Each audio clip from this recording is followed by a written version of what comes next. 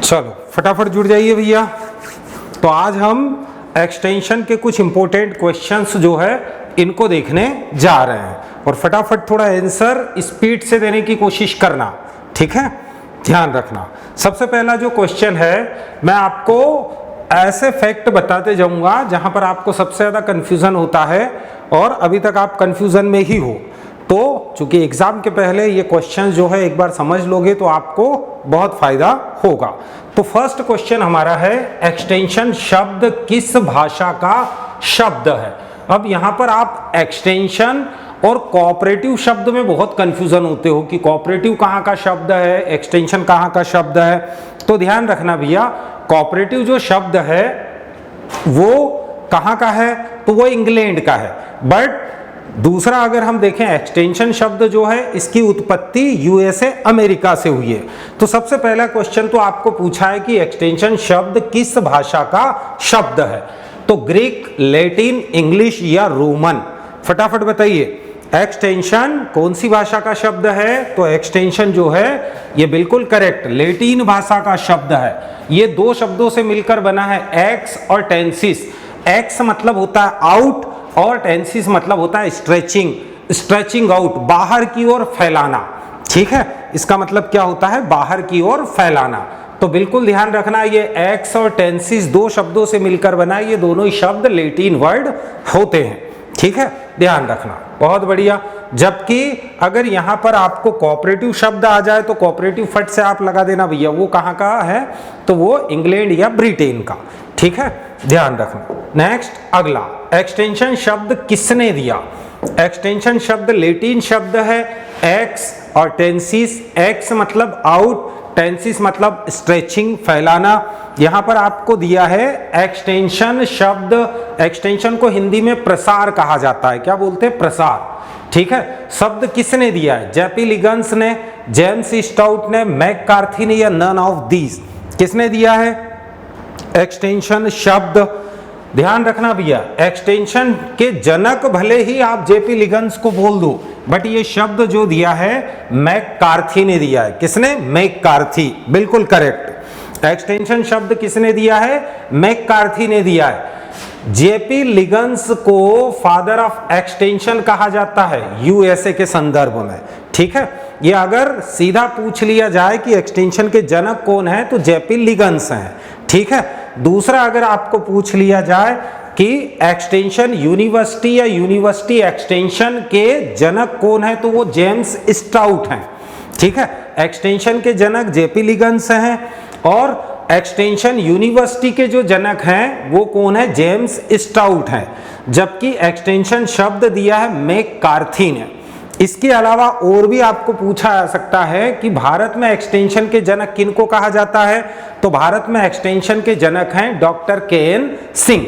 उनको एक्सटेंशन का जनक भारत में माना जाता है, ठीक है। Next, father of extension in USA. USA में एक्सटेंशन का जनक किन्हें कहा जाता है, या कभी कभी सीधा पूछ लेता है कि एक्सटेंशन के जनक कौन है। तो भी अगर किसी भी कंट्री का नाम नहीं दे तो भी आपका आंसर क्या आना चाहिए, फटाफट बताइए। फादर ऑफ एक्सटेंशन कौन है, जेपी लिगन्स।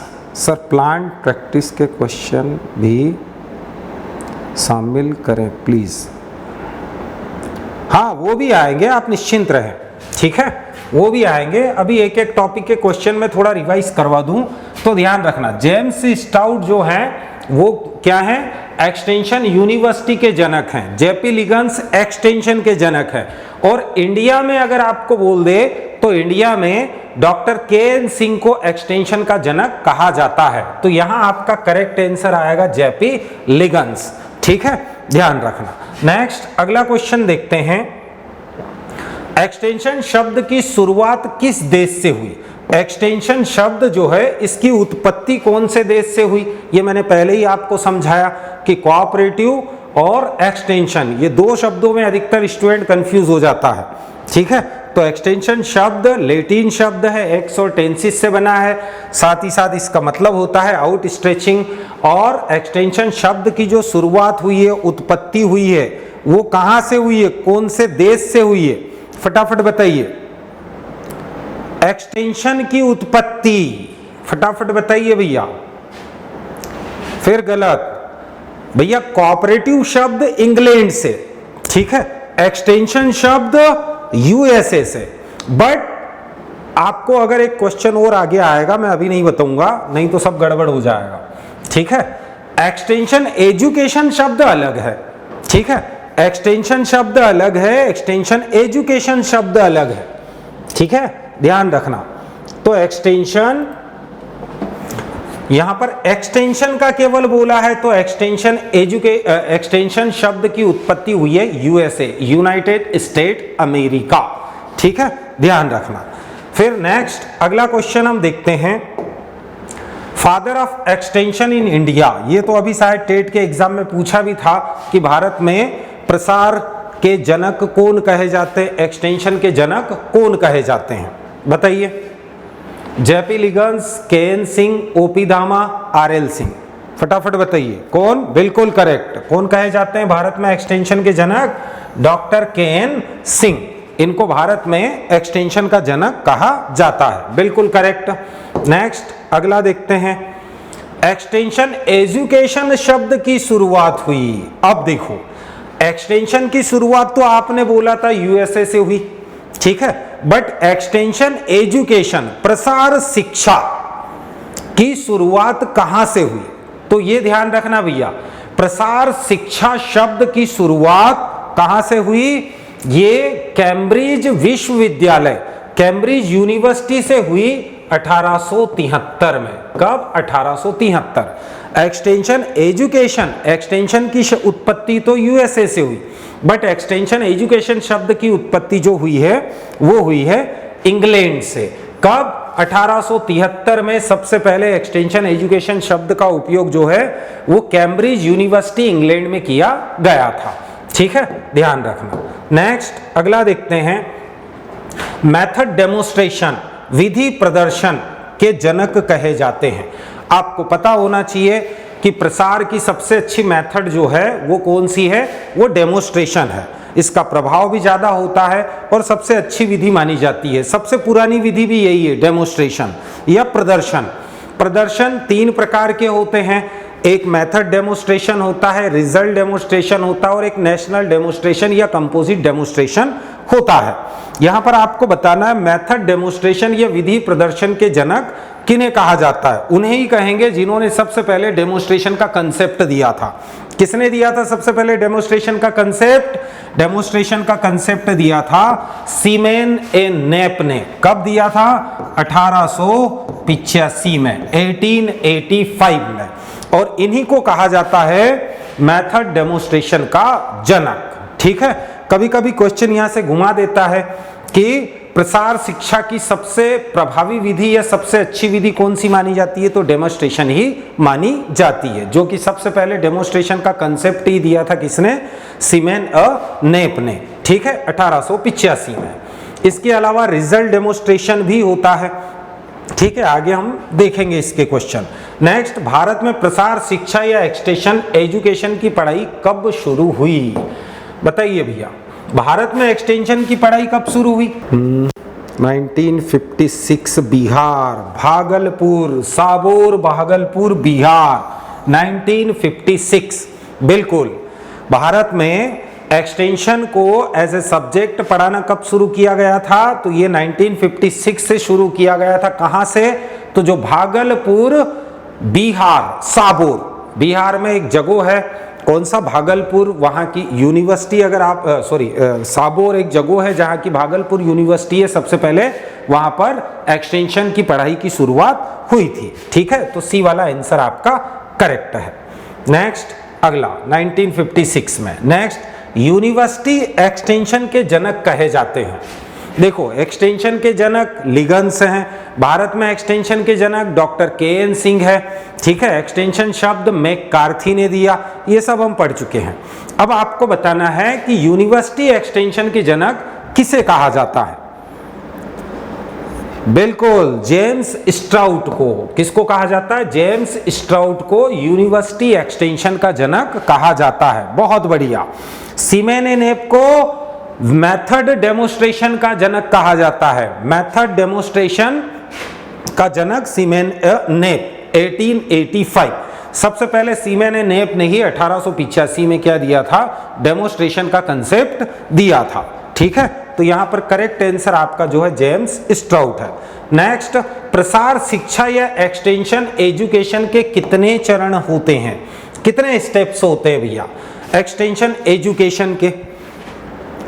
एज अ एक्सटेंशन अगर एजुकेशन प्रोसेस के रूप में अगर हम देखें तो कितने स्टेप्स होते हैं एक्सटेंशन एजुकेशन में? जैसे मान लो आपको क्या, अगर कोई एक्सटेंशन अगर पढ़ाए या एक्सटेंशन समझाए तो उसके टोटल कितने स्टेप्स होते हैं बताइए? एक्सटेंशन एजुकेशन के टोटल कितने सब्जेक्ट होते हैं, सॉरी स्टेप्स होते हैं? 5 स्टेप्स होते हैं। सबसे पहली स्टेप क्या होती है? सबसे पहली स्टेप होती है जो सिचुएशन है, सिचुएशन और प्रॉब्लम को आइडेंटिफाई करना, ये सबसे पहला स्टेप होता है। दूसरा स्टेप क्या होता है? दूसरा स्टेप होता है सॉल्यूशन और ऑब्जेक्टिव्स। उन प्रॉब्लम्स का कौन कौन सा सॉल्यूशन हो सकता है और आपके ऑब्जेक्टिव क्या है, आपके उद्देश्य क्या है। ठीक है, नेक्स्ट स्टेप होता है, उसका थर्ड स्टेप होता है प्लान ऑफ वर्क। क्लियर?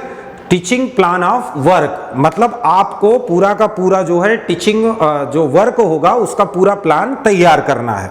ठीक है, अब आपने पढ़ा दिया। नेक्स्ट अगला आता है इवोल्यूशन, मतलब मूल्यांकन, मूल्यांकन करना है। मूल्यांकन करने के बाद 5वां स्टेप जो आता है उसमें आप क्या करोगे? रिकंसीडरेशन, मतलब वापिस क्या करोगे? आप उस चीज को देखोगे कि ये पूरा का पूरा इवोल्यूशन या मूल्यांकन करने के बाद आपको कितना रिजल्ट मिला, कहाँ कमी रह गई, अगर कमी नहीं है तो कौन सी चीजें अच्छी की आपने। ठीक है, उसको रिकंसिडर करोगे। और यहां पर अगर हम देखें तो एक्सटेंशन एजुकेशन के जितने 5 स्टेप होते हैं इसमें से मोस्ट आईएमपी होता है इवोल्यूशन या मूल्यांकन करना। ठीक है, ध्यान रखना। तो 5 स्टेप होती है एक्सटेंशन एजुकेशन की। नेक्स्ट अगला देखते हैं। हाँ, एक्सटेंशन एजुकेशन का सबसे महत्वपूर्ण चरण कौन सा है? अभी मैंने आपको बताया भैया 5 स्टेप होते हैं। सिचुएशन एंड प्रॉब्लम ये पहला स्टेप है। दूसरा स्टेप जो होता है objective and solution. Third step होता है teaching plan of work. Next step होता है इवोल्यूशन। और 5th स्टेप जो होता है वो होता है रिकंसिडरेशन। ठीक है, ध्यान रखना। ये 5 स्टेप होते हैं, इसमें से मोस्ट कौन सा है? तो मोस्ट होता है इवैल्यूएशन, मूल्यांकन करना। आपने जो काम किया है उसका क्या करना? वापिस मूल्यांकन करना। मूल्यांकन करने के बाद में जहां जहां आपकी कमी रह गई उसको रिकंसिडर करना। ठीक है, ध्यान रखना। इस प्रकार ये एक्सटेंशन एजुकेशन के 5 स्टेप्स होते हैं। हो गया क्लियर? नेक्स्ट अगला हम देखते हैं, एक्सटेंशन एजुकेशन किस प्रकार की शिक्षा है? भैया जो शिक्षा होती है एक्सटेंशन एजुकेशन होता है, वैसे आपको पता है भैया जो एजुकेशन होता है वो भी एजुकेयर लैटिन शब्द से बना हुआ है, जिसका मतलब होता है टू राइज अप, ऊपर की ओर बढ़ना। तो यहां पर अगर हम देखें कि एक्सटेंशन एजुकेशन किस प्रकार की शिक्षा है, शिक्षा 3 प्रकार की होती है, फॉर्मल, इनफॉर्मल और नॉन फॉर्मल।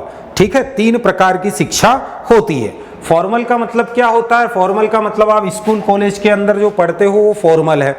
इनफॉर्मल का मतलब स्कूल कॉलेज के बाहर की शिक्षा। तो एक्सटेंशन एजुकेशन क्या होता है? ये बाहर की शिक्षा है। ठीक है, आपको किसानों को समझाना है। नॉट फॉर्मल क्या होता है?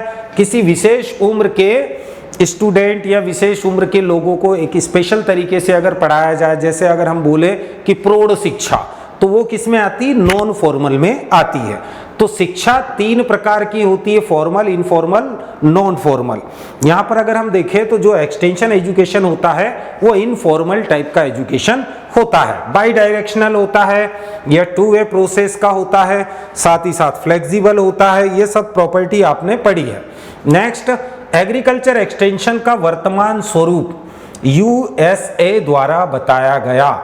जो आज हम एग्रीकल्चर एक्सटेंशन का जो उपयोग करते हैं, जिस प्रारूप का उपयोग कर रहे हैं, ये प्रारूप सबसे पहले यूनाइटेड स्टेट अमेरिका ने जो है ये बताया था। ठीक है, तो कब बताया था? एग्रीकल्चर एक्सटेंशन का जो वर्तमान स्वरूप है ये यूएसए ने बताया था कौन से सन में बताया था, बताइए।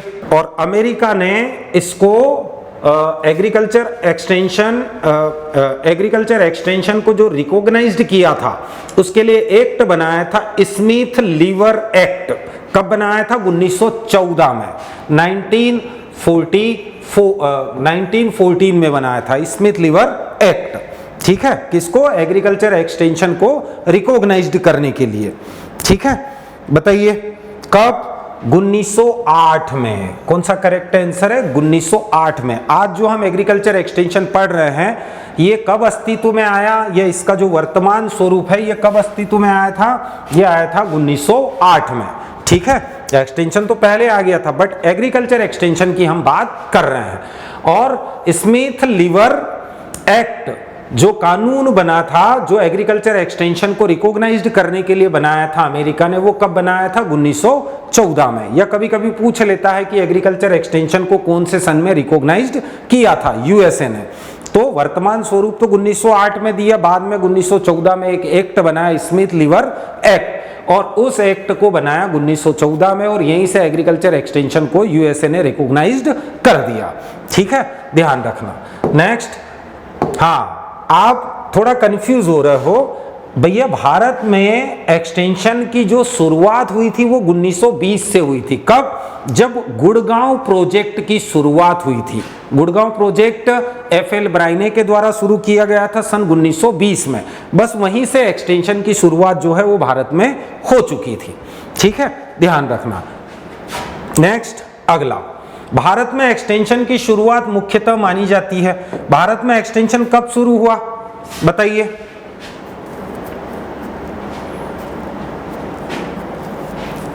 भारत में एक्सटेंशन या प्रसार की शुरुआत कब हुई? फैलाना, चीजों को फैलाना, ताकि गांव के लोगों का विकास हो, क्लियर, वो मॉडर्न टेक्नोलॉजी से अवगत हों, अपना सामाजिक आर्थिक विकास के प्रति सोचें। कब? 1920 में गुड़गांव प्रोजेक्ट की शुरुआत की थी, ठीक है, हरियाणा से। जो वहां के जो डिप्टी कमिश्नर थे उस समय एफएल ब्राइने, उन्होंने गुड़गांव प्रोजेक्ट की शुरुआत की थी, और यहीं से गांवों को उनके आर्थिक सामाजिक जीवन को सुधारने के बारे में प्रयास शुरू हुआ, ठीक है, ध्यान रखना। तो ध्यान रखना 1920 से। नेक्स्ट, एक्सटेंशन एजुकेशन होता है, कैसा होता है भैया एक्सटेंशन एजुकेशन? इसमें ना तो कोई प्रॉपर तरीका को कोई सिलेबस होता है, ठीक है, ना कोई कैरिकुलम होता है, बाई डायरेक्शनल होता है भैया, ठीक है, लचीला होता है, फ्लेक्सिबल होता है, और किसानों से भी सीखा जाता है, किसानों को भी सिखाया जाता है। तो किस टाइप का होता है? ये बाई डायरेक्शनल होता है, मतलब 2 वे प्रोसेस होता है। बिल्कुल सभी का करेक्ट आंसर है भैया। एक्सटेंशन एजुकेशन जो होता है भैया, यहाँ पर ग्रामीण या किसान को भी सिखाया जाता है, और किसानों से भी बहुत सारी चीजें जो है वो एक्सटेंशन वर्कर भी सीखता है। तो बी वाला आंसर आपका करेक्ट है, ठीक है। नेक्स्ट, लर्निंग बाय डूइंग शब्द का उपयोग सर्वप्रथम किया, किसने किया था? लर्निंग बाय डूइंग शब्द का, लर्निंग मतलब सीखना, बाय डूइंग मतलब करके, मतलब करके सीखना। सबसे पहले इस शब्द का उपयोग किस वैज्ञानिक ने किया था? किसने किया था और कौन से सन में किया था? ये दोनों चीजें पूछी जाती है।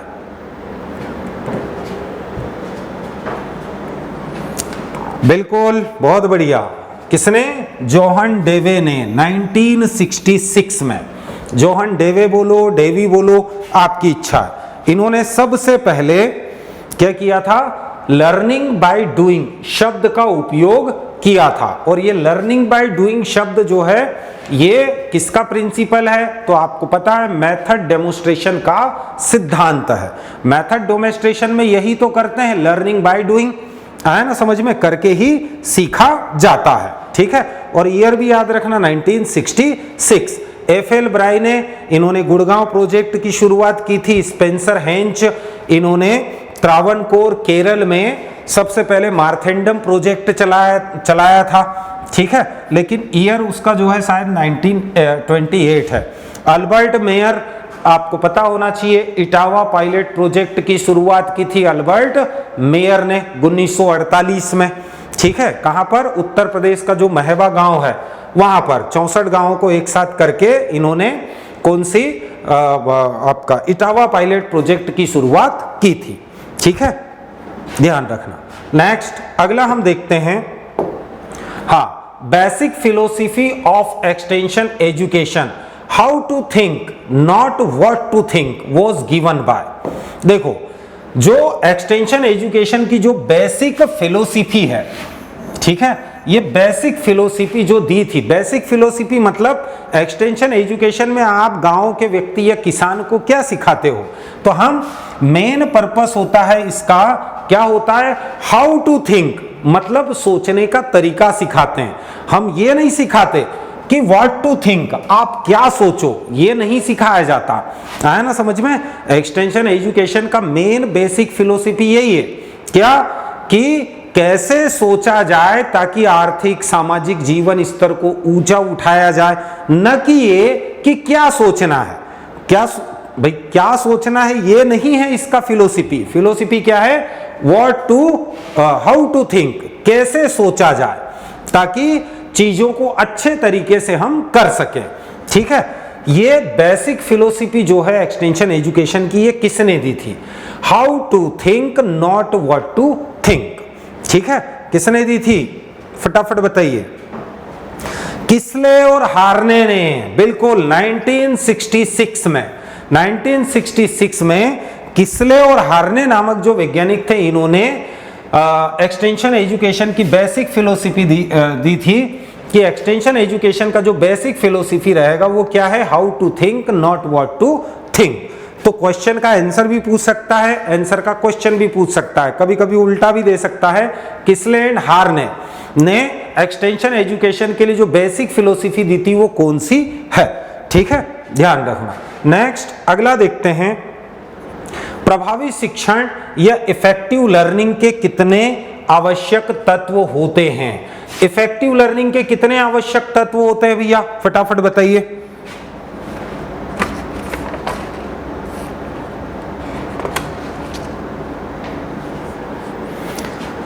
कितने तत्व होते हैं इफेक्टिव लर्निंग के, प्रभावी शिक्षण के कितने आवश्यक तत्व होते हैं बताइए, ताकि कोई अच्छे से सीख पाए। ठीक है, कितने? सी 4 बता रहे हो, गड़बड़ कर दिए।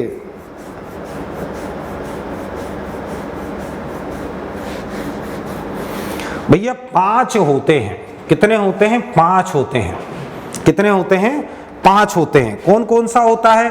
तो पहला होता है टीचिंग मैटर एंड प्लान। पहला क्या होता है? Teaching matter and plan. दूसरा जो होता है टीचिंग मैटर एंड प्लान, दूसरा होता है सब्जेक्ट मैटर। क्या होता है? Subject matter. तीसरा होता है फिजिकल एनवायरनमेंट एंड फैसिलिटीज, ये थर्ड होता है। फोर्थ होता है टीचर, और नेक्स्ट फिफ्थ जो होता है वो होता है लर्नर। इसमें से मोस्ट आईएमपी कौन सा है? लर्नर है, सीखने वाला, क्योंकि सभी का फोकस कहां पर होता है? लर्नर पर होता है, सीखने वाले पर होता है। ठीक है, तो इफेक्टिव लर्निंग के कितने तत्व होते हैं? 5 तत्व होते हैं। First teaching matter and plan, next second subject matter, third physical facilities, हाँ फिजिकल फैसिलिटीज, और नेक्स्ट फिफ्थ जो होता, फोर्थ जो होता है वो टीचर और इंस्ट्रक्टर, या तो टीचर बोल सकते हो, इंस्ट्रक्टर भी बोल सकते हो, या फिर फिफ्थ जो होता है वो होता है आपका लर्नर। ठीक है, तो 5 क्या होते हैं? इफेक्टिव लर्निंग के 5 एलिमेंट होते हैं। ठीक है, ध्यान रखना। नेक्स्ट इफेक्टिव लर्निंग का मुख्य तत्व है भैया। मुख्य तत्व कौन सा होता है? Teaching material and plan, subject matter और टीचर, इसके अलावा फिजिकल फैसिलिटीज एंड एनवायरनमेंट और लर्नर, ये 5 होते हैं। तो 5 में से मुख्य तत्व कौन सा होता है इफेक्टिव लर्निंग का? बिल्कुल, अभी मैंने बताया था, सभी का फोकस कहां पर है? कुल मिला के इन चारों तत्वों का उपयोग करके जो सीखने आया है उसको क्या करना है? आपको अच्छे से सिखाना है। तो मुख्य जो तत्व होता है वो लर्नर होता है, सीखने वाला।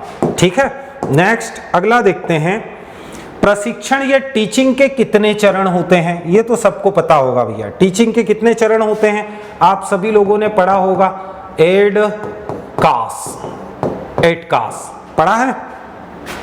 पढ़ा है कि नहीं? एड कास पढ़ा है, याद आया कुछ? टीचिंग के कितने स्टेप्स होते हैं? 6, बिल्कुल, एड कास। ठीक है, ए से क्या? अटेंशन, ठीक है, आई से इंटरेस्ट, डी से डिजायर, सी से कन्विक्शन, और ए से एक्शन, और एस से सेटिस्फेक्शन। ये कितने? तो टीचिंग के कितने स्टेप्स हुए? 6 स्टेप्स होते हैं। ठीक है, ध्यान रखना। एड कास फंडा आया समझ में कि नहीं आया? नेक्स्ट अगला, टीचिंग का अंतिम चरण कौन सा है? अभी मैंने आपको बताया भैया, एड कास। ठीक है, बताइए लास्ट स्टेप कौन सा होता है? आप फट से बता दोगे। सर पहला स्टेप तो जो है वो अटेंशन है, फिर इंटरेस्ट है, फिर डिजायर है, फिर कन्विक्शन है, सी से, ए से एक्शन, और एस से क्या हो जाएगा? सेटिस्फेक्शन, संतुष्टि। ठीक है, तो अंतिम चरण कौन सा होता है? सेटिस्फेक्शन होता है। ठीक है, नेक्स्ट अगला देखते हैं, प्रसार शिक्षा की व्यक्तिगत संपर्क विधि है, इंडिविजुअल कांटेक्ट मेथड कौन सी है? बताइए।